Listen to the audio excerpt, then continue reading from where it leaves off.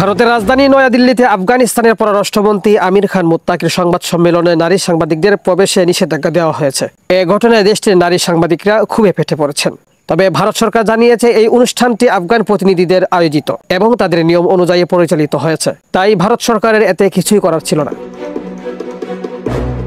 সংবাদ মাধ্যমের তথ্যমতে আফগান তালেবান সরকারের এই সফরে সাংবাদিকদের মধ্যে কেবল পুরুষদেরই অনুমতি দেওয়া হয়। আফগান প্রতিনিধি দল জানায়, আমাদের সাংস্কৃতিক নীতিমালা অনুযায়ী নারীদের অংশগ্রহণ সীমিত। এদিকে দিল্লি ভিত্তিক নারী সাংবাদিক সংগঠনগুলো বলছে, ভারতের মাটিতে এমন বৈষম্য আচরণ নিন্দনীয় এবং গণমাধ্যমের স্বাধীনতার পরিপন্থী। We are giving this delegation official status and providing them protocol.